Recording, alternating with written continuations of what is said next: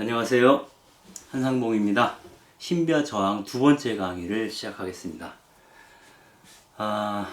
두 번째 강의의 주제는 우리 모두는 신비주의자들이다 라고 하는 건데요. 사실상 우리 모두는 신비주의자들이다 라기보다는 신비주의자가 되어야만 한다 혹은 신비주의자가 될 수 있다 라는 말이 더 정확한 표현일 수도 있겠습니다.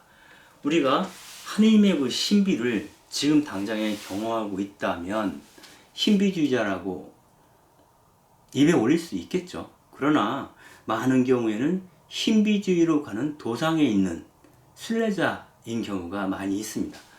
그리고 우리의 어떤 그 영원한 본향이라고 이야기할 수 있는 하느님, 그분께 닿으려고 하는 우리의 열망의 하나의 표현이 신비주의자가 되고자 하는 나의 열망과 닿아 있다 라고 볼 수도 있겠습니다. 그래서 그 도로세 젤레는 이 신비주의를 이야기하면서 특별히 우리들의 그 유년 시절에 대한 기억을 한번 더듬어 보라고 얘기를 하고 있습니다. 어떻게 보면 너희가 어린이와 같이 되지 않고서는 하느님 나라에 들어갈 수 없다 라고 복음서에서 예수님이 하신 말씀에 대한 기억일 수도 있겠습니다.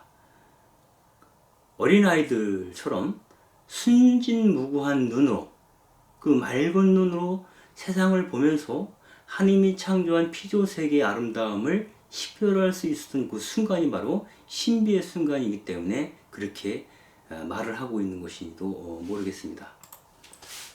그래서 먼저 그 도로토 젤레는 그 신비와 정황이라는 책 앞에서 그 인디언 추장이었던 그 블랙 엘크의 고백을 먼저 전해주고 있습니다. 그 블랙 엘크는 백인 친구였던 나이드 하르트에게 보낸 편지에서 이렇게 얘기합니다. 내가 아직 말을 타기 전, 아주 어렸을 때 놀기위해서 들녘에 나갔을 때 어떤 소리를 들었다. 그 소리가 마치 나를 부르는 것만 같았다 라고 얘기를 합니다. 그리고 5살이 되어서 해안가를 따라서 숲으로 들어가려고 할 때 한 번 더 그 소리를 듣게 됩니다. 얼핏 보니 나뭇가지에 임금새가 앉아 있었고요. 그 임금새를 향해서 내가 화살을 당기려고 했을 때 그 새가 말을 하기 시작하는 겁니다. 무슨 말을 하냐면, 잘 들어봐. 한 목소리가 너를 부르고 있어 라는 말입니다. 그때 저 멀리 구름 속에서 두 사내가 말을 타고 내게로 다가옵니다. 그들은 명랑하게 노래를 부르면서 왔는데 가까이 와서는 이렇게 말을 합니다. 잘 들어봐. 성스러운 한 목소리가 너를 부르고 있자니. 온 하늘을 통해 성스러운 한 목소리가 울려나오고 있어. 그 이야기를 하자마자 강한 비바람이 몰아치기 시작을 했다 라고 블랙 엘크는 이야기합니다.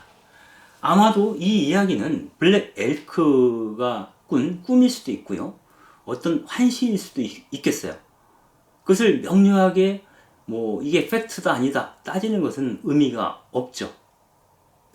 인디언 문화는 기본적으로 꿈을 아주 소중하게 봅니다. 꿈이라고 하는 것은 어떤 그 미래를 예시하는, 미리 보여주는 것이기도 하고, 또한 어떤 비전을 알려주는 것으로 이들에게는 알려져 있습니다. 그래서 인디언 엄마들은 아침에 아이들이 깨고 나면 이렇게 묻습니다. 어젯밤에 무슨 꿈을 꾸었니? 그것은 우리의 일상성을 넘어서는 질문이죠. 그 도로토 젤레는 이렇게 얘기를 해요. 자기는 늘 어렸을 때 아침에 일어나면 엄마가 수학 숙제는 다 했니? 혹은 도시락은 잘 챙겼니? 실제적이고 아주 실용적인 질문을 한다는 거예요. 당장 내 눈앞에서 내가 처리해야 될 일, 잊어서는 안 되는 일, 해치워야 되는 일, 그 일이 아침 일찍 내가 듣는 첫 번째 질문이라는 거죠. 그러나 블랙 엘크에게 있어서는 성스러운 한 목소리가 나에게 무슨 말을 해줬는지 기억하는 것이 하루의 시작이어야 한다라고 하는 뜻이기도 해요. 그래서 그 어머니들은 그 자녀들에게 이렇게 묻는 거죠. 지난밤에 어떤 꿈을 꾸었니? 그 아이가 자기가 꾼 꿈에 대해서 이야기를 하게 되면 부모들은 그 꿈을 매개로 해서 그 아이와 대화를 나누겠죠. 우리 조상 때에도 그분들도 너랑 비슷한 꿈을 꾸었어. 그리고 나서 이런 일이 발생했지. 그 거룩한 성스러운 그 한 목소리는 우리에게 이러한 것들을 가르치려고 하는 것 같아. 등등의. 그래서 당장 일상성을 넘어서는 비전에 해당되는 더 본질에 가까운 얘기들을 그 자녀들과 함께 나누게 되는 것이죠. 이러한 경험들을 기억한다는 것은 내가 신비주의자로 가는 길목에서 대단히 중요한 사건이다라고 도로테 지엘레는 이야기하는 겁니다. 우리가 기억을 하든 이미 잊어버렸던 아마도 우리는 사심이 깃들어 있지 않는 특별한 경험들을 유년 시절에 했을 가능성이 있어요. 아이들이 놀 때 보면은 사실 이해관계라는 게 굉장히 단순해요. 그리고 오늘 투닥거리면서 싸웠던 아이들도 다음날이 되면 또 잘 어울려 같이 놀죠. 사람과 사람 사이에 뚜렷한 경계가 없습니다. 그래서 예수님께서는 복음서에서 그렇게 얘기를 하시는 거죠. 너희가 어린아이 같이 되지 않고서는 하늘나라에 들어갈 수 없다. 그 아이들처럼 경계 없이 너나 없이 기쁘게 서로에게 친절을 베풀 수 있는 사람만이 하늘나라의 시민이 될 자격이 있다라고 하는 얘기일 수도 있겠죠. 그래서 그 흐림없는 맑은 눈으로 세상과 인간을 바라보게 되는 그 소지, 어떤 그 아주 초보적인 경험, 근원적인 경험이라고 말하는 게 더 적합할 수도 있겠어요. 그런 것들은 유년기에 이미 우리는 경험했을 것이다 라고 보는 겁니다. 이게 블랙 엘크의 이야기를 통해서 말하고자 하는 것이고요. 또 하나는 도로테 젤레는 그 미국 신비주의자이면서 퀘이커 교도이기도 했던 존 울맨이라는 사람의 이야기를 해줍니다.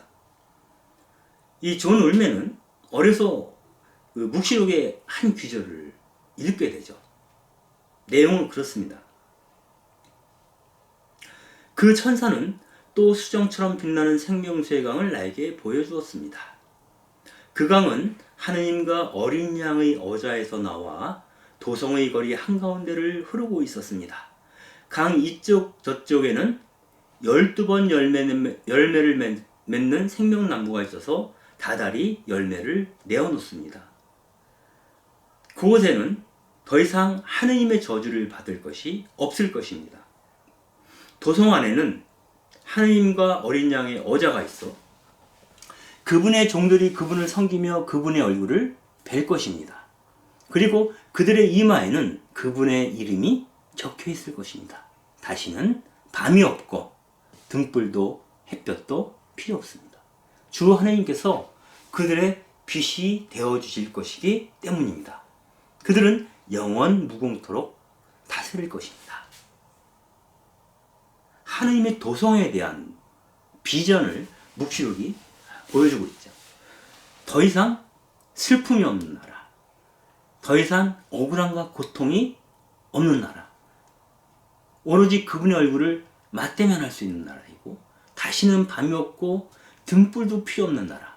왜? 하느님께서 그들의 빛이 되어주시기 때문에. 이 구절을 읽을 때 존 울맨은 순결한 집을 향한 그리움을 느꼈다라고 쓰고 있습니다. 순결한 집을 향한 그리움. 헬레나 웨는 이 순결한 집을 향한 그리움 대신에 아버지의 집이라는 표현을 쓰기도 했어요. 모든 인간은 하느님에게로부터 났으니 하느님에게로 가서 닿기까지 그 마음이 착잡할 거다 라고 얘기하신 분이 아우구스티누스 성인이죠. 우리들의 원천에 해당되는 어떤 그 집을, 순결한 집, 오로지 하느님만이 현존하시는 집으로 상정을 하는 것이죠. 그리고 그 집은 바로 당신의 백성들을 위해서 그분께서 마련하신 집이라는 거예요.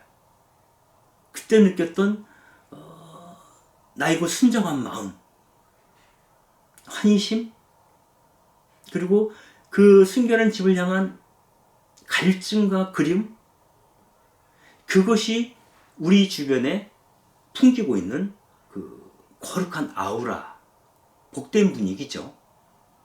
그것을 내가 잊지 않고 생생하게 기억하는 한 나는 신비주의자의 길로 걸어갈 준비가 된 거다. 아니면 신비주의자가 되고자 하는 갈망을 놓치지 않을 거다. 라고 존 울맨은 이야기하는 것처럼 들립니다. 이 이야기를 들으면서 제가 문득 떠올린 것은 바바라 쿠니가 쓴 미스 럼피우스라는 동화책입니다. 이 책인데요. 이거는 저희 딸내미가 아주 어릴 때 이 동화책을 많이 읽어줬는데요. 그때 읽어주던 동화책을 갖고 있는 겁니다. 굉장히 저한테도 느낌이 굉장히 특별했어요. 아마 그 아이에게도 그렇겠지만 어른이 보아도 아주 특별한 것이죠. 여기를 보게 되면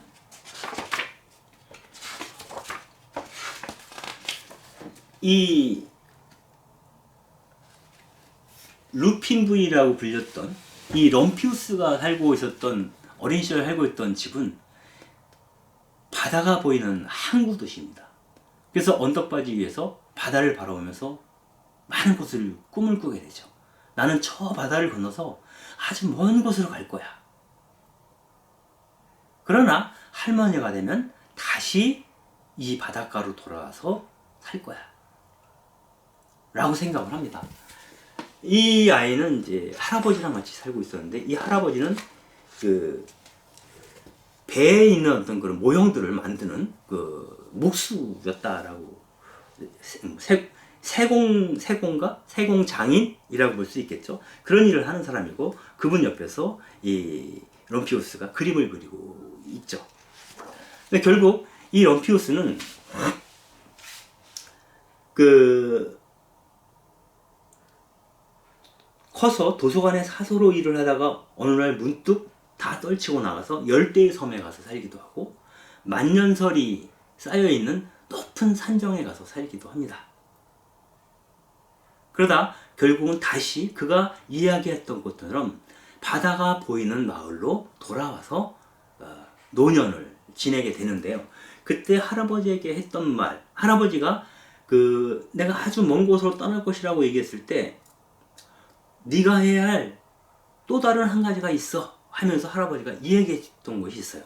그건 뭐냐면, 아주 먼 곳으로 가보는 것도 좋지만 세상을 좀 더 아름답게 만드는 일을 해야 한다는 그 말을 잊지 않습니다.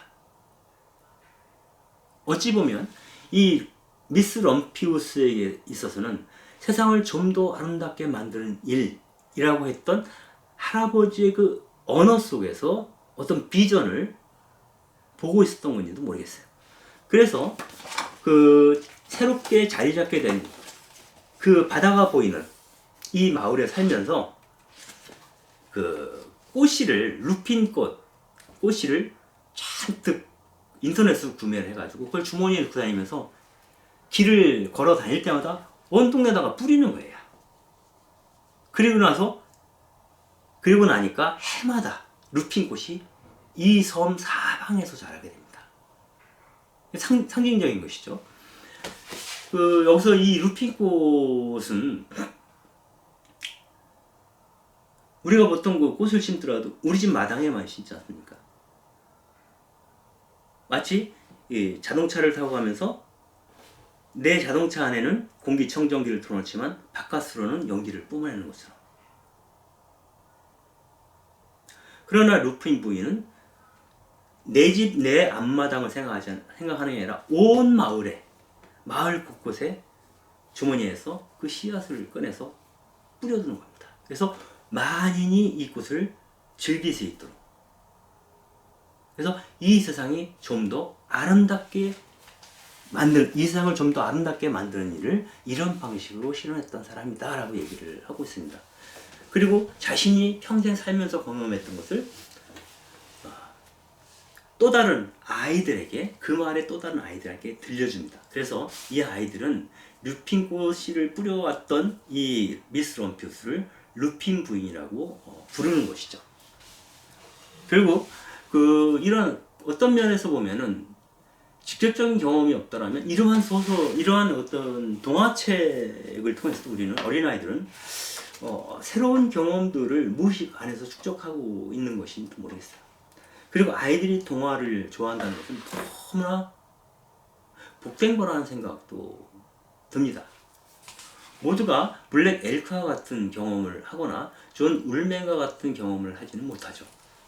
그러나 많은 경우에 아이들은 동화를 통해서 그 세계에 진입해 들어갈 수도 있어요. 동화는 한계가 없죠.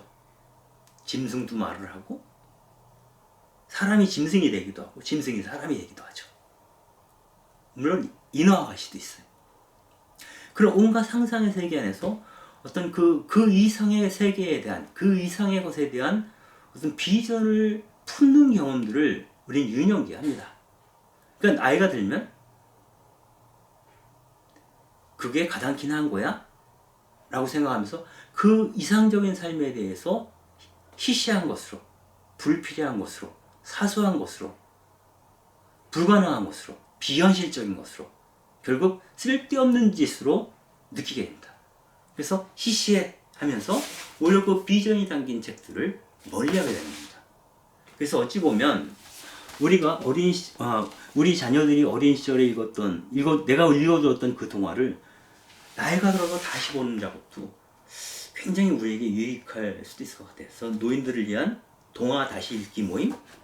이런 거 해봐도 참 좋을 것 같은 생각을 잠깐 해봅니다. 결국 도로테 젤레는 그렇게 얘기를 합니다. 우리의 삶을 특별한 것이 아니라 시시한 것으로 여기에 만드는 것이 반신비주의적인 것이다. 이렇게 얘기를 합니다.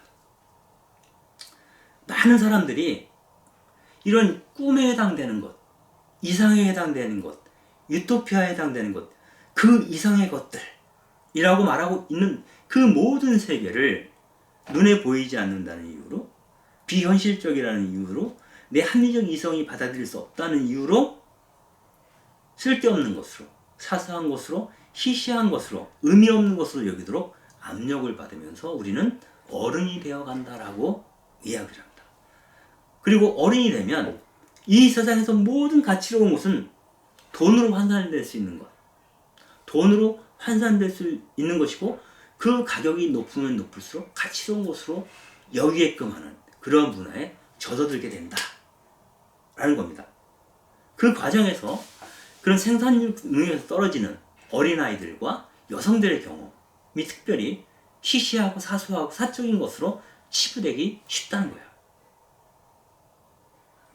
여기서 우리가 한 가지 특별한 걸 느낄 수가 있어요. 한국 사회 안에서 그게 동화책이든 소설이든 무슨 책이든 하다못해 사회과학 소설이라 해도 한국에서 책을 읽는 인구 가운데 어린아이와 여성들을 빼고 나면 출판관은 완전히 문을 닫아야 됩니다. 성인 남성들은 거의 책을 읽지 않습니다. 유튜브를 많이 보죠. 주로 여성들이 책을 구매해서 보고요. 아동 소설들이 많이 나갑니다. 지금 인터넷 시대가 아무리 발전했다 해도 아이들은 여전히 동화책을 읽고 어른들 가운데 여성들이 주로 이 책을 읽습니다. 이 책을 통해서 우리의 현실 너머에 아니면 우리 현실의 깊은 배후에 있는 그 세계를 투시하고자 하는 안목이 생겨나는 것이죠. 그러므로 어떤 의미에서는 우리 한국 사회에서의 신비주의적 전통은 어린이와 여성들 안에서만이 성장하고 있는 것은 아닐까? 그렇다면 향후 우리 세계를 이끌어갈 세대는 여성들이 아닐까? 여성들을 이어야 하지 않을까? 그래야 나와 남, 자타를 넘어서는 좀 더 이상적인 세계가 우리에게 약속되어지지 않을까? 이런 생각을 잠깐 해보게 됩니다. 이런 꿈 이야기들은 충분히 우리 가운데에서 이야기가 돼야 된다는 거예요. 먹고 사는 문제만이 아니라 왜 우리가 이렇게 먹고 살려고 애쓰고 있지? 그래서 뭐 하려고? 라고 질문하는 사람들이 많아져야 된다는 거예요. 그것은 서로 이야기를 나누지 않고서는 우리에게 자각을 일으키지 못한다는 것이고요. 우리 안에서 솟구쳐오는 내적인 빛은 충분히 조명되어지고 평가받아야 되고, 우리가 꾸는 꿈들은 이 세상 사람들과 함께 나누어져야 한다라는 겁니다. 아주 지극히 일상적이면서 현실적이면서도 그것을 넘어선 어떤 세계에 대한 갈망, 그 갈망 안에서만이 이 세계는 우리들이 살았으므로 좀 더 아름답게 변화될 수 있는 것이 아닌가 라는 생각을 해볼 수도 있을 것 같습니다. 이스라엘에서 아주 오래된 전통이라고 볼 수도 있겠는데, 인디언들의 이름에 대한 이야기를 잠깐 해보겠습니다.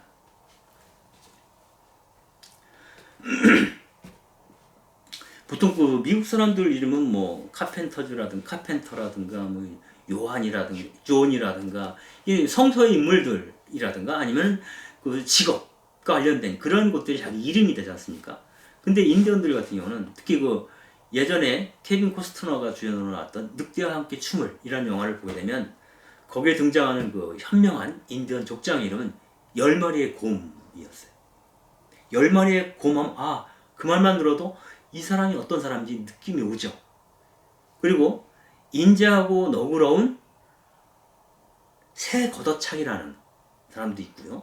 용감한 청년으로 기억되는 머리에 부는 바람. 인디언이 된 그 백인 여성의 이름은 주먹 쥐고 일어납니다.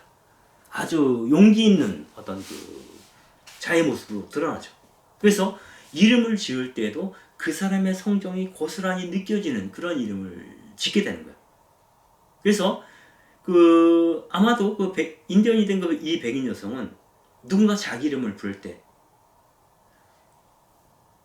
주먹 쥐고 일어나, 어제는 어떻게 잘 지냈니? 라는 말을 들을 때마다, 자기 이름을 들을 때마다 내가 누구임을 깨닫게 되는 거죠. 내 안에 있는 그 고유한 길이 어떤 길인지를 알게 되는 거죠. 그래서 당장에 나를 가로막고 있는 장애를 넘어설 힘을, 자기 이름을 듣는 것만으로도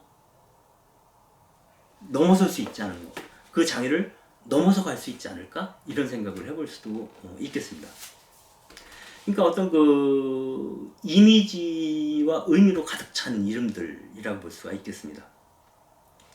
여기서 자료를 보니까 인디언식 이름 짓기에 대한 것이 있더라고요. 거기 보면은 저 같은 경우는 1963년생이니까 03년생이지 않습니까? 03년생은 조용한이라고 되어 있고요. 0년생은 시끄러운, 말 많은, 1년생은 푸른, 2년생은 적색, 4년생은 웅크린, 5년생은 백색, 6년생은 지혜로운, 7년생은 용감한, 8년생은 날카로운, 9년생은 욕심 많은 이라고 되어 있어요. 근데 제가 4월생이거든요. 4월이 매예요. 그렇다면 63년 4월이면 조용한 매가 되겠죠. 조용한 매. 아주 특별한 느낌이 와요. 우리 이번 강의의 주제가 신비와 저항, 그대 조용한 외침이었잖아요. 조용한 외침, 내가 갖고 있는 어떤 용기와 힘, 이런 것들을 느끼지 않습니까? 그래서 조용한 외침에 상응하는 이름이 조용한 매일 수도 있지 않을까? 그렇다면 조용한 매라고 하는 63년 4월생인 저에게 이 인디언의 이름이 주는 의미가 있을 것 같은 느낌이 들어요. 굉장히 자의적인 판단일 수는 있겠지만 이런 것들 속에서 우리는 어떤 사인을 받게 되는 거죠. 우연적인 것 같지만 돌이켜보면 필연적인 그러한 어떤 그 욕망, 비전, 갈망, 동경 이런 게 있는 것 같아요.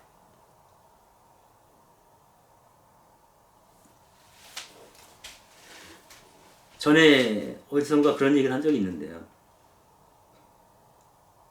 제 세례명이 이시도로인데 보통 이시돌이라고 부르죠. 그래서 제가 중학교 때 그 사인을 막 연습하면서 이시도를 갖고도 의미를 부여할 수 있지 않을까 이렇게 생각했어요. 그때 한문 공부를 할 때잖아요. 우리는 중학교 때 한문을 공부했으니까. 그래서 달을 이자에다가 보일시에다가 돌돌자를 썼어요. 제 사인으로 처음에. 그러니까 어떤 뜻이냐면 다르게 보는 돌이 되는 거예요. 이 세상을 좀 더 다른 시각으로 보는 그 무언가가 되고 싶다. 이 세상을 약간은 삐딱한, 약간은 다른 시선으로 보는 어떤 존재가 되고 싶어 하는 갈망. 아마 그러한 갈망, 제 어떤 유년기라고 볼 수도 있고 사춘기라고 볼 수도 있는데 그때 그러한 어떤 내 이름에 붙인 나의 고유한 해석이 지금까지 나를 이끌어왔던 것은 아닐까? 라는 생각을 해볼 때도 있어요. 여러분들도 아마 잘 생각해 보시면 그러한 경험이 있을 수 있어요. 그래서 그러한 경험들을 다시 불러일으킬 수 있다면, 기억해낼 수 있다면 그것이 내 가장 순수한 갈망일 수 있겠다. 내가 신비주의자로 가는 디딤돌이 될 수도 있지 않겠다. 디딤돌이 될 수도 있겠다. 뭐 이런 생각을 해볼 수도 있을 것 같아요.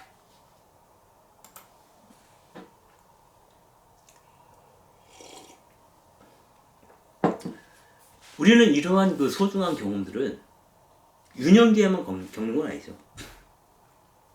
지난한 삶의 과정에서 그 구비구비에 박혀있는 경험들이 있어요. 그때 이런 일이 있었지. 이런 사람을 만났지. 그때 그 사람의 이야기와 눈빛과 언어가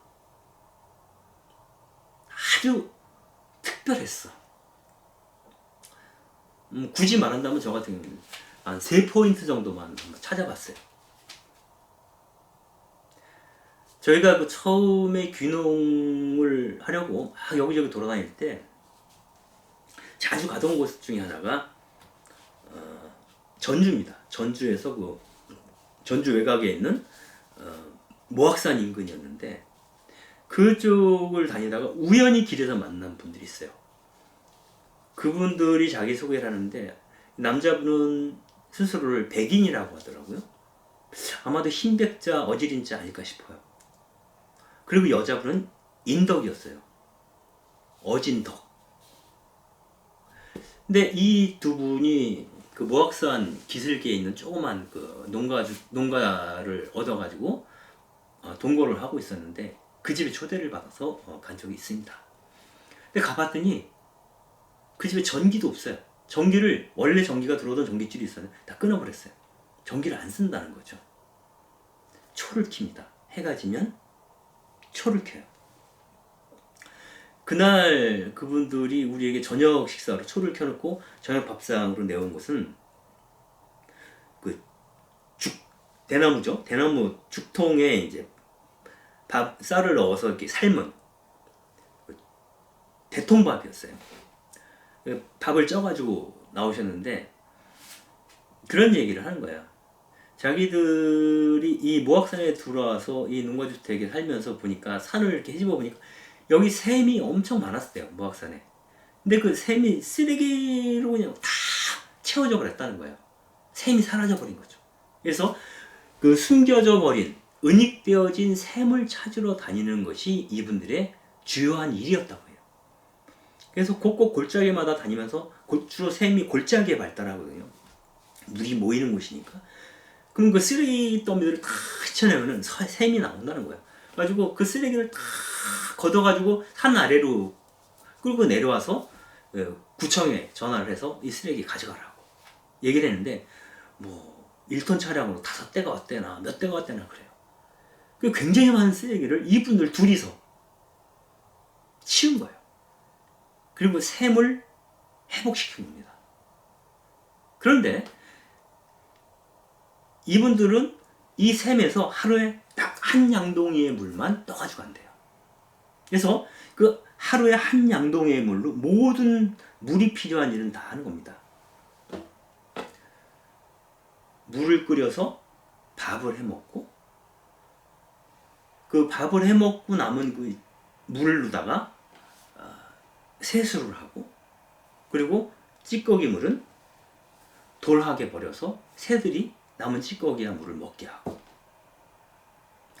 그래서 최대한 물을 순환시키는 방법으로 아껴 쓰는 겁니다.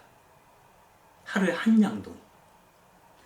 그리고 겨울에는 나무를 할 때 보통은 우리가, 저도 이제 시골에서 귀농 생활을 해봐서 알지만, 겨울에는 저희도 구들방밖에 없었기 때문에 장작을 마련하는 게, 굉장히 땔감을 마련하는 게 중요하죠. 그래서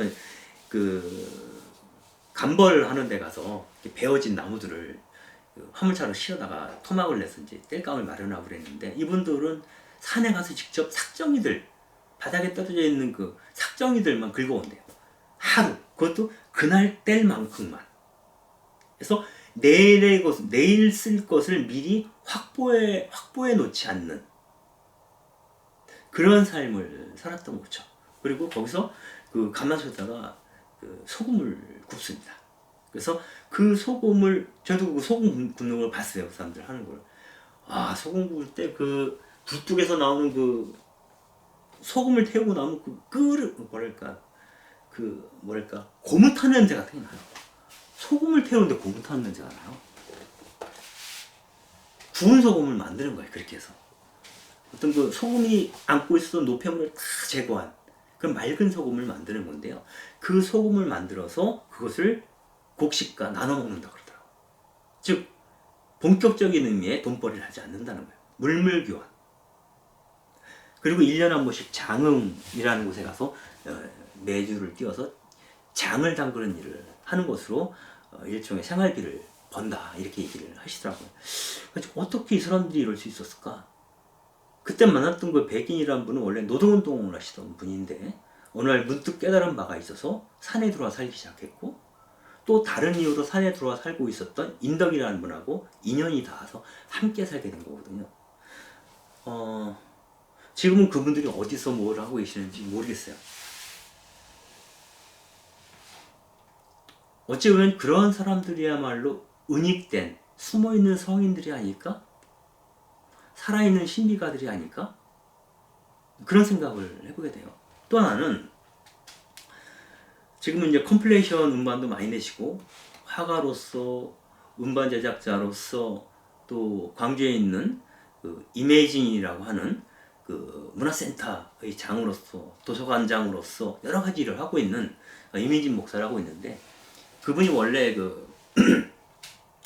서울 노원 쪽에 살다가 아버님이 더 이상 목회 일을 못 하신다고 해서 아버님이 심우하시던 그 남녘교회, 강진에 있는 남녘교회에서 목사로 가게 돼요.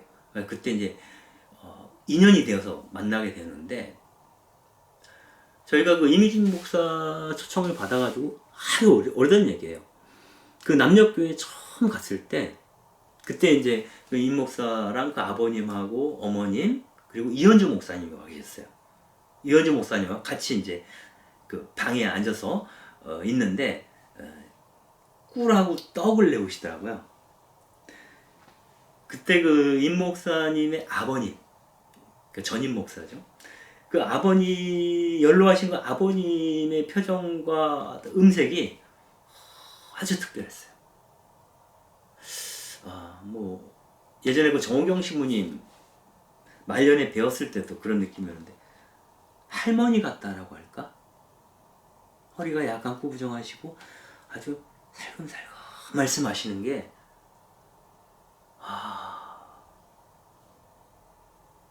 그거죠. 이승의 사람 같지 않다.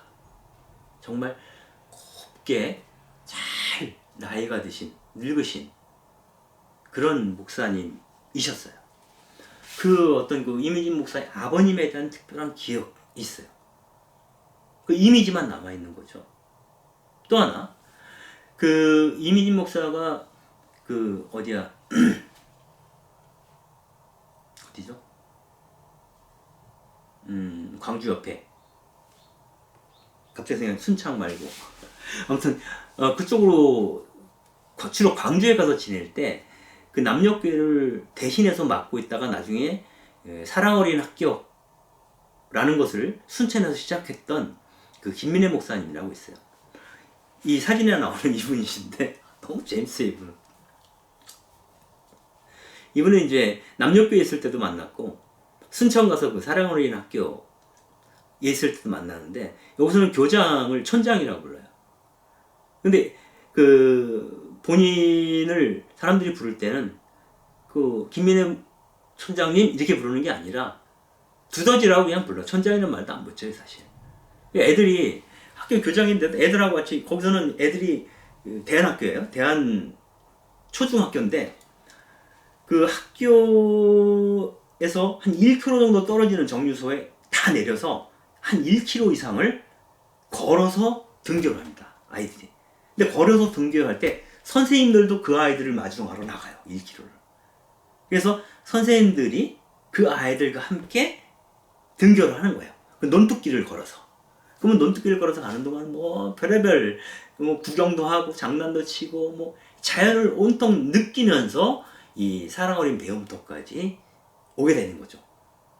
그때 그 길을 저도 함께 걸은 적이 있는데 그때 그 아이들이 김민혜 목사님한테 두더지 두더지 이렇게 얘기를 해요. 두더지 두더지. 그리고 뭐 업히기도 하고 같이 장난도 하고 교사와 학생의 구분이 없는 거죠. 아이들은 어리지만 하나님 눈에는 평등한 인격. 모두가 다 평등한 것이죠.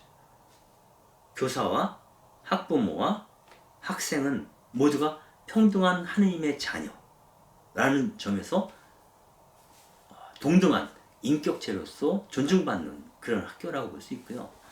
그리고 몇몇 언론에도 나오긴 했지만 이 사랑 어린 학교의 특징 중에 하나가 보통 그 대안학교들이 그 비용 때문에 상당히 어려움을 많이 겪고 있고 재정 문제 때문에 어려움을 겪고 있는데 그 사랑하는 학교도 초기에 많이 그랬었죠. 근데 지금 거의 뭐 2011년인가 개교를 했는데 이 개교를 하면서 세웠던 원칙 중에 하나가 등록금을 정하지 않는다. 등록금은 자기가 마음을 낼 수 있는 만큼 형편이 닿는 만큼만 내는 거예요. 정하지 않아요. 그리고 그 사람이 얼마를 내는지를 공개하지 않습니다. 그래서 그 사람의 집안 형편 때문에 돈 때문에 배움을 포기하거나 이 학교에 다니지 못하는 경우가 없도록 하는 거예요. 그런데 거의 뭐 10년 이상 이게 잘 유지되고 있는 거 보면 아주 특별한 학교이죠. 아마도 이것은 그 김인혜 목사님이 갖고 있는 어떤 특별함, 이미 신비를 사는 분이라고 저는 사실 생각을 하는데요. 이런 것들과 그 정신적인 어떤 그 뭐랄까 동행으로서 함께 걸어주었던 이현주 목사님, 뭐 이런 분들의 힘이 크지 않았을까라는 생각을 해보는데 그런 분들과 이런저런 이유로 인연을 맺고 있다는 것만으로도 저 역시 굉장히 기쁘고 다행이다라는 생각을 가끔 합니다.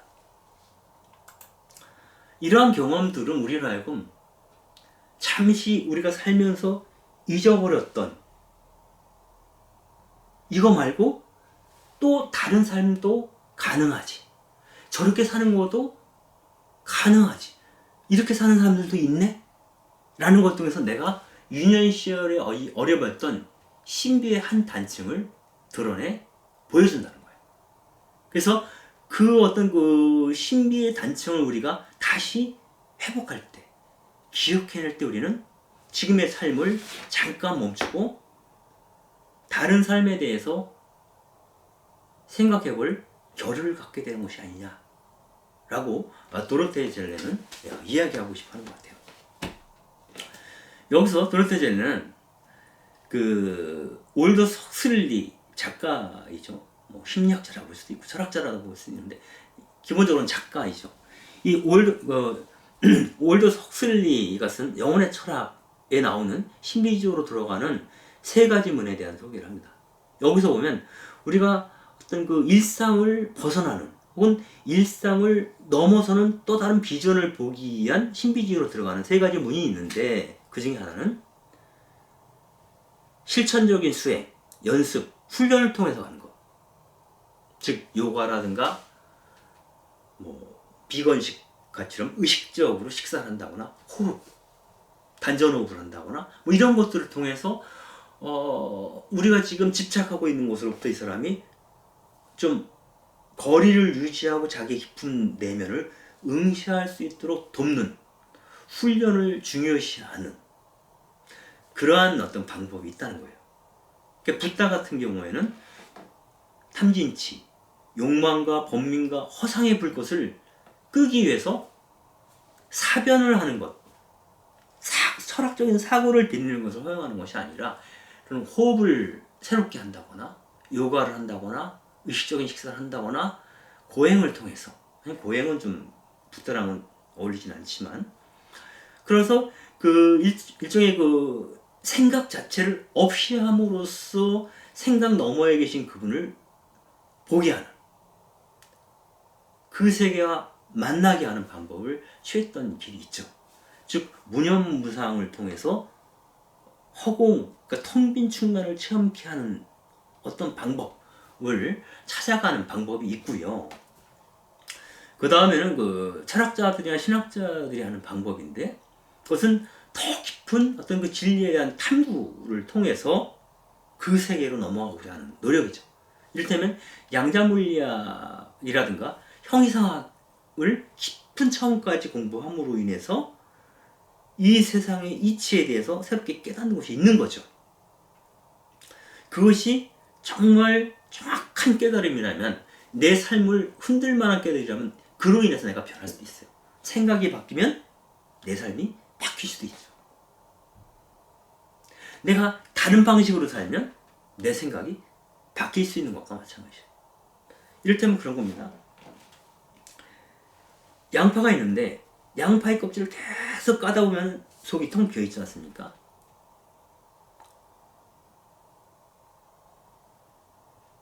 그 허무를 우리가 수용할 수 있을 때 어느 곳에도 집착하지 않는 그 이상의 것을 추구하는 갈망 같은 것이 일어날 수 있을 거다. 오히려 그 갈망이라고 하는 불조차 끌 수 있다면 우리는 정말 이 세상에서 나를 얽매일 수 있는 게 없게 되겠죠. 정말 자유로운 영혼으로서 이 세상을 걸어나갈 수 있지 않을까? 라고 생각해 볼 수 있다는 거예요. 근데 여기서 세 번째 문은 이 정신과 물질, 행위와 사유가 만나는 그 중간 지점에서 영적 실험을 하고 있는 사람들을 보면서 그들을 따라 걷는 겁니다. 그 가장 대표적인 사람으로 도로테 젤레는 그 명상적인 인디언들과 이슬람의 수피들과 중세 후기의 신비주의자들 그리고 종교개혁 좌파들 토마스 민처 같은 사람들이에요. 그 다음에 퀘이커 교도들 이런 사람들을 통해서 그 사람들의 어떤 그 삶과 영성과 이런 것들을 통해서 신비주의로 건너가는 방법이 없을까? 현실을 구체적으로 살면서 나 개인의 변화와 이 세상의 변화를 함께 읽고 나갈 수 있는 그런 방식의 어떤 그 신비주의자의 길이 있지 않을까? 이런 고민을 했던 사람이 바로 도로테 젤레라고 볼 수도 있겠습니다. 여기서 도로테 젤레는 이런 얘기를 해요. 내가 신비와 저항이라는 이 책을 쓰는 이유는 내가 태어나기도 전에 이 세상으로부터 이미 빼앗겨버린 우리 조상들과 나의 고유한 그 삶의 경험을 다시 돌려받는 것이다. 다시 잊어버렸던 그 기억을 불일으켜 세우는 거다. 그래서 내가 태초에 우리 조상들이 어느 특별한 순간에 만났던 그 하나님을 직면하는 것, 직면케 하는 것, 그것이 내가 글을 쓰는 이유다라고 얘기합니다. 그리고 그러한 경험들은 우리 모든 사람들에게 허용되어 있는 것이다. 내가 그분께서 나를 갈망하시고 나를 갈망하시는 그분께 나를 열어 그분이 내게 들어올 수 있도록 허락하기만 한다면 언제든지 발생할 수 있는 아주 보편적인 사건일 수 있겠다. 무엇이? 신비주의자로 가는 길이라고 도로테 젤레는 이야기하고 싶은 것 같습니다.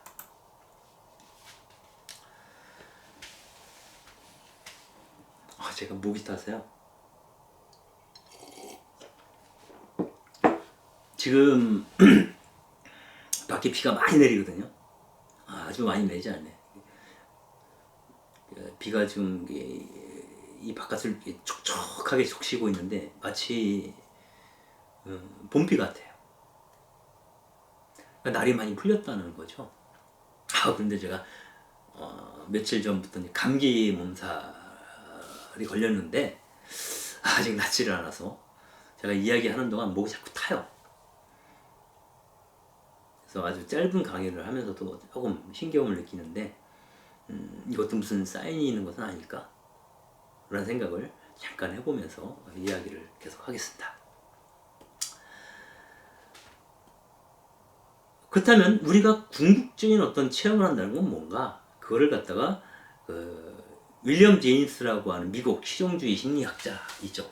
미국 심리학의 아버지라고까지 얘기를 하는데 그 사람은 종교적 경험이라고 불렀어요. 근데 우리 종교적 경험은 두 가지가 될 수 있어요. 크게. 하나는 뭐냐면 신앙을 통해서 은총으로 나아가고자 하는 것이 바로 종교적 경험이다. 신앙을 통해서 은총으로 나아가는 것. 믿기만 하면 내게 은총이 주어진다고 믿는 거예요. 이 말을 엄밀히 들으면 그거예요. 저게? 예수 천국 불신 지옥. 예수를 믿으면 천국 가고 예수를 안 믿으면 지옥 간다. 이런 것과 비슷해요. 어떤 교회에서 정한 신조와 교리에 대해서 동의하고 하나님의 존재를 믿는다면 우리는 은총으로 나아갈 수 있다라고 믿는 거죠. 근데 이것을 우리는 이러한 신앙을 표피종교라고 얘기를 합니다. 그러나 심층종교라고 하는 것은 경건한 감정을 통해서 은총으로 나아간다라고 믿는 거예요.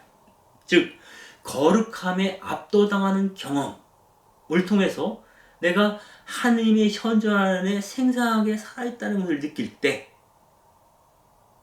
그때 비로소 우리는 종교적 경험을 하고 있다라고 말할 수 있다는 거죠. 하느님은 내가 말하는 언어와 내가 행하는 컬트, 의례와 내가 고백하는 신앙 신조에 대한 동의에 따라서 우리 가운데 머무시는 분이 아니라 거룩한 감정으로 우리를 치고 들어오시는 분이다. 그리고 그렇게 치고 들어오자 하시는 분을 내가 허락할 때 비로소 거기서 하느님의 현존이 발생한다는 거예요. 내가 믿거나 믿지 않거나 이 컵은 여기에 있죠. 이렇게 컵이 있죠. 이거 그러니까 컵은 존재하는 거죠. 그러나 제가 이 컵에 전혀 관심이 없어요. 이 물에도 관심이 없어요. 그래서 컵이 있는지 없는지 의식이 없어요. 그런 경우에 이 컵은 이 자리에 존재하지만 나에게는 현존하지 않는 거죠. 마찬가지로 하나님은 어디서나 존재하시지만 내가 그분을 생생하게 경험하지 않는다면 그분은 내 안에서 현존하고 있지 않은 것이다 라고 보는 겁니다. 그래서 거룩한 종교적 관점은 종교적 경험이라고 하는 것은 하느님의 현존을 생생하게 내 몸으로, 내 영혼으로, 내 마음으로 느끼는 것이다 라고 얘기하는 겁니다. 이 생생하게 그 종교적 경험을 한다는 건데, 이와 관련해서 윌리엄 제임스는 과연 이러한 경험들이 신비인가 혹은 망상인가 이 질문합니다. 어떤 사람에게는 망상으로 보이고 어떤 사람에게는 신비로 익힐 수도 있다는 겁니다. 왜냐하면 이 종교적 경험은 아주 정적으로 머무는 것이 아니라 역동적으로 움직이는 것이죠. 아까도 말씀드렸지만 하느님이 내 안에서 현존하시는 것은 현존할 수도 있고 어느 때는 현존하지 않을 수도 있어요. 나와 함께 존재하시지만 내가 그분을 현존 안으로 깃들일 수도 있고 현존 바깥으로 배제시킬 수도 있다는 거예요. 역동적으로 움직인다. 그래서 이러한 하느님의 현존에 대한 우리의 경험은 지성적이고 논리적인 그물로 쉽사리 파악되지 않는다는 거고요. 다만 그 종교적 경험은 굉장히 다양한데 그 개인적인 양심이 갈등. 이렇게 좋을까? 그분께서 원하실까? 내가 신앙인으로서 도저히 이걸 할 수 없을 것 같아. 뭐 이런 갈등을 느낄 때, 혹은 내가 하느님의 은총 가운데 흠뻑 빠져 있다는 것을 몸으로 느낄 때도 있어요. 내가 정말 그분에게서 사랑을 많이 받았구나 라고 어느 순간 느낄 때 있죠. 그런 특별한 때가 있어요. 그런가 하면 어느 때는 피조물성, 그러니까 무성이에요. 나라는 게 보잘것없는 거예요. 이 우주 안에서 인간이라고 하는 티끌과도 비교가 안 될 정도로 아주 미소한 존재라는 것, 결국은 아무것도 아닌 존재일 수도 있겠다라고 하는 자각을 할 때, 그리고 어떤 장엄한 풍경을 보거나 어떤 그 신비한 위기에 닥쳐서 느끼는 공포와 전율, 그런 걸 겪을 때, 그리고 만사가 헛되고 헛되도다라고 하는 공허감을 느끼면서도 그 안에서 충만하게 차오르는 어떤 고향감을 느낄 때,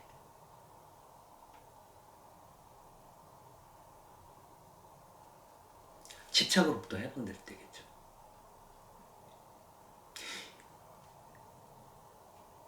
또한 실존적인 불안을 느끼면서 하느님, 당신은 도대체 어떤 분이십니까?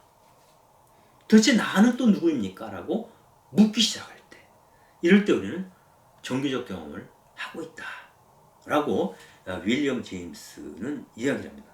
그리고 이러한 경험들을 통해서 종교라는 게 시작이 되었다 라고 윌리엄 제임스는 얘기합니다.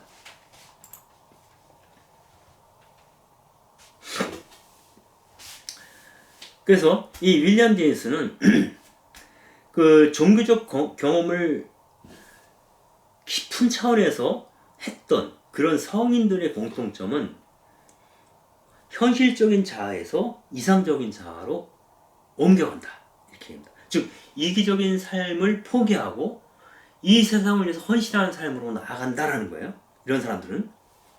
그리고 그 이상의 것, 나보다 더 위대한 그레이트한 어떤 큰 힘에 이끌려서 그 힘에 순종하는 삶을 살아간다는 거예요. 그래서 금욕적이 되거나 영혼이 평화로운 상태를 유지하거나, 그리고 하나님 앞에서는 하느님 바깥의 것들과 타협하지 않는, 즉 하느님을 위해서라면 모든 것을 접을 수 있는 그런 영적인 순결을 유지하고 싶어 한다는 거예요.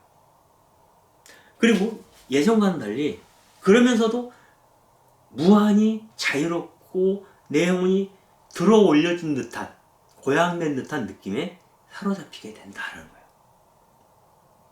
프란치스코가 온 옷을, 입고 옷을 다 벗어서 아버지에게 드렸을 때 그가 느꼈을 이 세상으로부터의 자유로움, 이런 거를 느낀다는 거예요. 그리고 내가 좀 더 하느님께 가까이 다가섰다는 데서 오는 고향감, 뿌듯함, 좀 속되게 얘기하면 내가 생각해도 내가 참 대견해 라고 느끼는 어떤 순간들이 있죠. 그래서 내 영혼이 집착하지 않기 때문에 자유로워지고, 자유로움 때문에 내 안에서 갈등을 일으키던 것들이 일정하게 해소가 되는 겁니다. 그래서 내 심리적으로 내가 평정심을 유지하게 되는 것이죠. 이때 우리의 무의식이 부추기고 있는 욕망과 내 의식이 감당하려고 하는 것과 일치함으로 인해서 내 의식 자체가, 의식 무의식이 균형을 이루게 된다는 거예요. 그래서 조화로운 인격을 갖춘 것으로 보일 때 그 사람은 깊은 종교적 경험을 통해서 나온 어떤 그 성인의 모습이다 라고 얘기를 하는 겁니다. 근데 이러한 종교적 경험을 단순하게 감정적인 것으로만 받아들이게 되면, 즉 가슴이 뜨거워졌어 뭐 이런 거 있잖아요. 성령이 내게 임했어, 이런 어떤 그 아주 그 감각적이고 감정적인 차원으로 이 영적 체험을 받아들이면서 지성과 의지를 통해서 이것을 순환시키지 않으면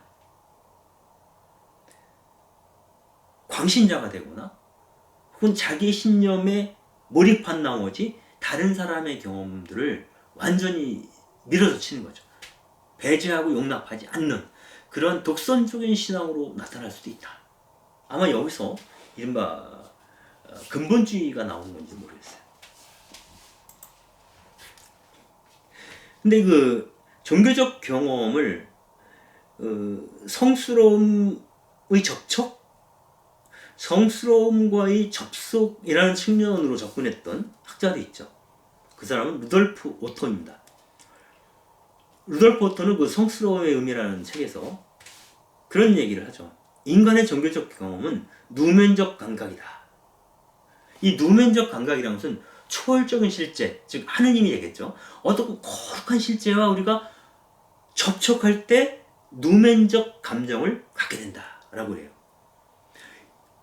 그때 느끼는 그 누멘적 감정을 누미노제라는 말을 써요. 성스러움과 접촉했을 때 느끼는 그 성스러운 감정을 누미노제라고 얘기하는데, 누미노제라는 말은 신적인 존재를 뜻하는 라틴어 누멘이라는 말에서 나온 말이에요.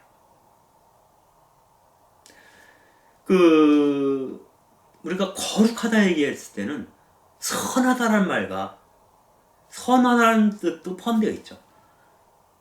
아름답다는 뜻도 포함되어 있죠.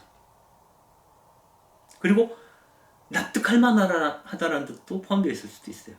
그러나 이 누미노제라는 말은 그 성스러움에 포괄되어 있는 윤리적이고 도덕적이고 합리적인 그 측면들을 걸러내고 그 인간이 느끼는 감성적인 측면만을 추려냈을 때 그것을 누미노제라고 부르고 싶어 했어요. 그래서 만든 신조어가 바로 누미노제라는 말입니다. 이걸 다른 말로 정리하면 초월자 앞에서 내가 무 속에 함몰되는 듯한 피조물의 감정, 그 피조물의 감정을 누미노제라고 부르자, 이렇게 얘기를 하는 겁니다. 그렇다면 누미노제란 뭐냐? 그것은 두렵고 떨린 신비의 감정이다. 너무 그 신성과 딱 접속했을 때 무서운 거죠. 두렵고 떨리죠. 두렵고 떨리면서도 그 자리에서 도망가지 못해요. 왜냐하면 너무너무 매력적이기 때문에. 이를테면 똑같은 건 아니지만요, 하나의 은유로 본다면 폭풍과 몰아치는 그 벌판에 우리가 나가서 서 있다고 생각해 보세요. 그 번개가 뻐적뻐적하고 그 캄캄한 밤이 확 흘렀다가 그 천둥 소리가 들리. 이럴 때 굉장히 두렵죠. 그러나 그 장엄한 풍경에 압도되죠. 우리는 매력을 느끼는 겁니다. 그럴 때 느끼는 감정이 누미노제, 성스러움의 감정, 성스러움을 마주했을 때 피조물이 느끼는 감정이다 얘기를 합니다. 그래서 이 누미노제, 성스러움과 접속하게 되면 모든 인간은 나의 무성, 나의 아주 미소함을 느끼기 때문에 그 거룩함 안에서 그 거룩함을 감당할 만한 순결을 내가 갖고자 원한다는 거예요. 그러려면 내가 죄가 그것을 감당하기엔 내가 죄가 많나이다 라고 고백하는 거죠. 이 장엄함을 내가 온전히 느끼기에는 내가 너무 더럽다는 거야.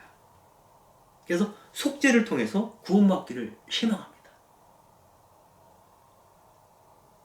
그리고 그분 앞에서 내가 아무것도 아님을 깨닫게 되고 이러한 깨달음을 통해서 그분께로 함몰되어 들어가기를 희망하게 되는 것. 바로 그것이 성스러움이다 라고 루돌프 오토는 이야기합니다. 근데 이러한 경험들은 사람마다 고유한 경험들이 다를 수는 있으나 누구나 그동안의 삶 속에서 의식하든 의식하지 않던 경험해온 세계라는 거예요. 이걸 두고 도로스 젤레는 그렇게 얘기하죠. 인간은 누구나 신비적인 씨앗, 신비적인 감수성을 지니고 있다. 그 신비적인 씨앗, 신비적 감수성은 뭐예요? 신학적으로 얘기하면 우리가 그분의 모상대로 지어진 바 된 사람들이잖아요. 그분은 당신의 씨앗을 우리에게 이미 심어주셨죠. 그게 신비적 감수성, 신비적 씨앗이라고 볼 수 있겠죠. 이것이 하느님의 자비를 경험할 때, 하느님과 접속될 때 발화가 되는 겁니다. 이런 거죠. 사랑에 빠진 사람들은 말한다. 너를 알기 전에 나는 장님이었고 귀머거리였고 꽃과 새의 언어를 몰랐다. 내 안에 있는 신비의 씨앗, 이걸 하느님이라고 한다면 그 하느님의 자비를 내 안에서 경험하게 된다면 이 씨앗이 발화되기 시작하죠. 그러면 세상이 예전과 다르게 보이게 됩니다. 예전에는 장님이었고 귀머거리였고 새하고 새 언어를 몰랐지만 그분을 알고 나서는, 그분의 사랑에 흠뻑 빠지고 나서는 너를 보게 되었고 너를 듣게 되었고 너의 언어를 배우게 되었다 라고 말할 수 있게 되는 거죠. 즉 신비적 씨앗이 발효될 때 우리가 예전에 알지 못했던 존재가, 우리가 예전에 미처 알지 못했던 그 세계 안으로, 내가 알지 못했던 그 존재와 세계 안으로 우리가 잠식되고 젖어들게 된다는 거예요. 그 결과 결국 나는 없고 너만 현존하고 있는 상황을 우리가 직감하게 된다. 이때 비로소 우리는 신비적 씨앗이 완전히 만개하였다라고 얘기할 수 있겠습니다. 나는 없고 너만 현존한다라고 느낄 때.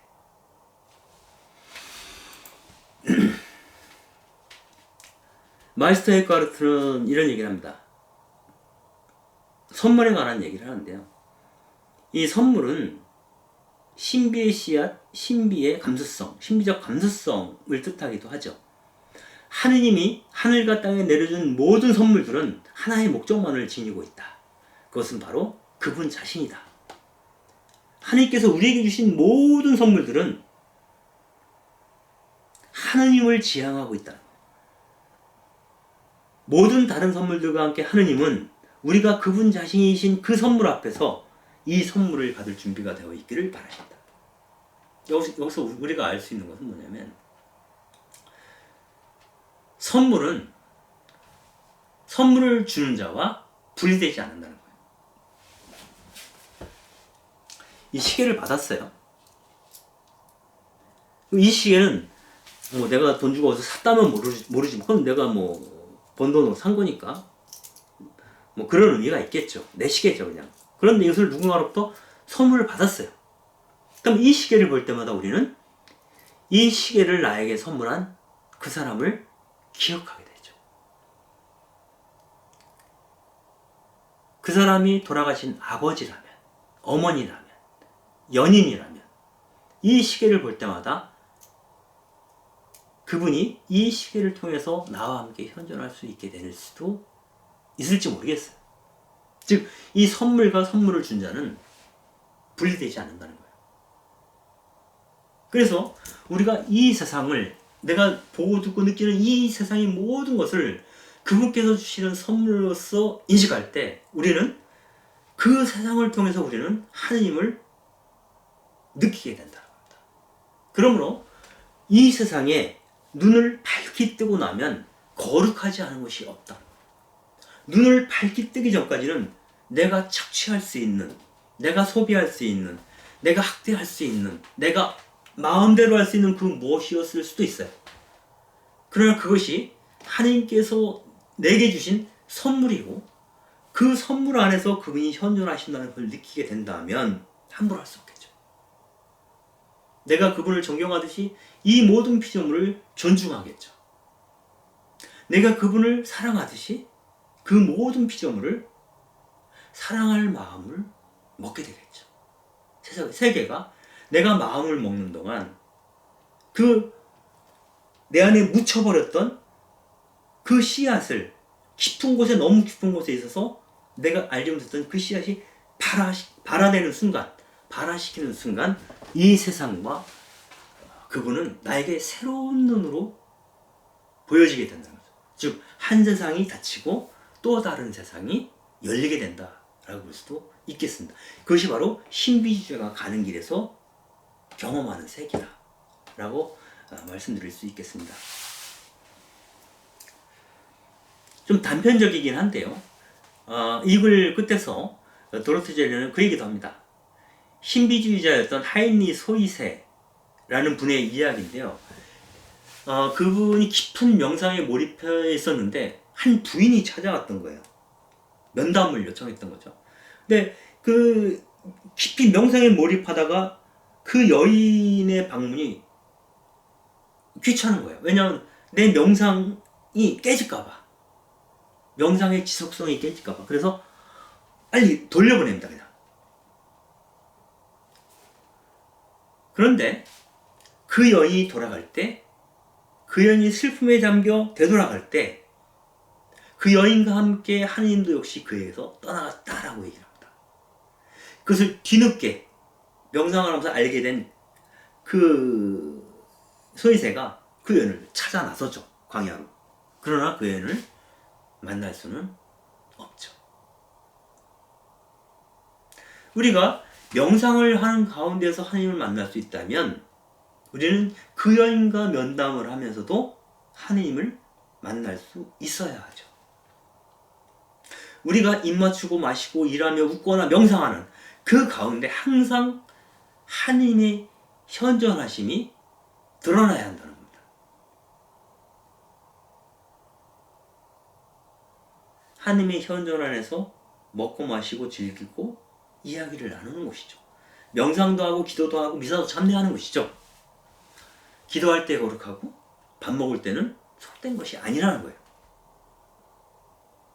우리가 수도자가 아니라 해도, 사제가 아니라 해도 거룩함이란 공간에 좌우되는 게 아니죠. 수도원이나 성당이라고 하는 공간에 자유되는 것이 아니라 거룩한 사람에 의해서 좌우되는 겁니다. 우리는 누구나 다 자기의 삶 속에서 거룩함을 발생시킬 수가 있습니다. 신비의 순간을 살 수 있다고 믿는 거죠. 하나님의 현존을 느낄 수가 있습니다.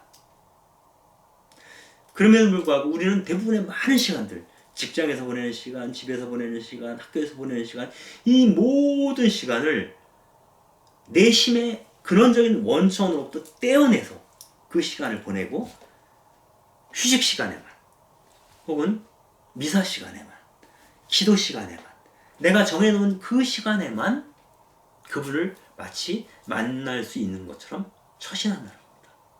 그럴 때 우리 가운데 신비주의는 없는 거죠. 굳이 있다 해도 제한적 신비주의가 되는 거죠. 그리고 공간과 시간에 매이는 신비주의죠.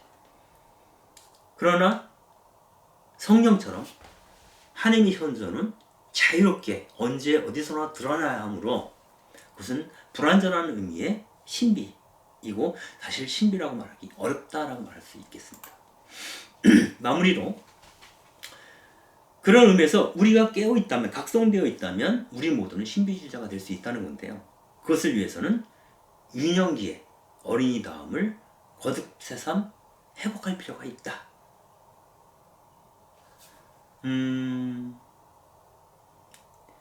하느님의 선하심을 우리가 가장 강력하게 확인할 수 있는 것은 제3세계 여행을 갔을 때, 뭐 인도이든 뭐 인도네시아든, 이 제3세계에 가보면, 뭐 1세계는 저는 뭐 별로 가보지 못해서, 그 아이들이 막 그 맨발로 막 뛰어다니는데, 이 관광객들이 가까이 가면 너무너무 좋아요. 사진 찍어도 됐다고 카메라를 딱 들이대면 서로 몰려서 사진을 찍히려고 그래요. 그 사진을 뭐 현상으로 주는 것도 아닌데.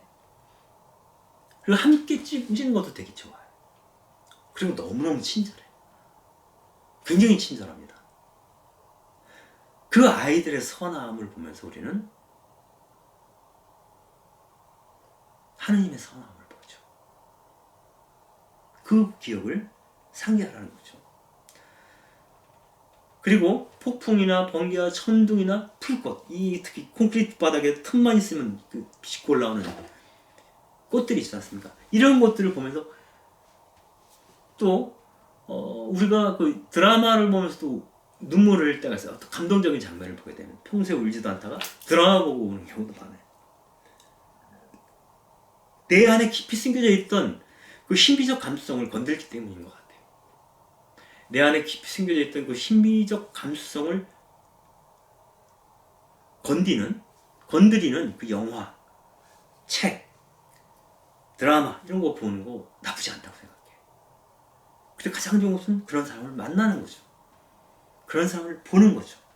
그런 사람을 접속하는 것만으로도 우리는 내 잃어버렸던 유년기부터 늘 경험해왔던 그 선함을 느끼게 됩니다. 그래서 우리가 그분에게서 왔으니 그분에게로 가기까지, 또 그분을 우리가 닮은 존재이니 그분처럼 되기까지 우리가 신비주의적 여정을 멈추지 않아도 좋을 것 같습니다. 신비주의자가 되는 길 아주 어렵죠. 근데 찬찬히 어찌 보면 미스 럼피우스 같은 동화책을 다시 읽는 순간이 신비주의로 돌아가는 순간일 수 있어요. 어찌 보면 신비주의자가 되는 길은 아주 쉬운 길일 수도 있어요. 이 책 다시 읽으면 어린 시절의 그 세계로 돌아가죠. 어른들은 과연 무엇을 잃어버렸는가? 이 세계는 과연 무엇을 숨겨두고 있는가? 그 죄를 들추어내면 그 밑에는 아직 꺼지지 않는 신성의 불꽃이, 그 밑불이 살아남아 있는 것은 아닐까 라고 생각하면서 신비주의적 갈망을 아예 꺼버리지 않기를 기대하는 마음으로 이번 강의를 마무리하도록 하겠습니다. 감사합니다.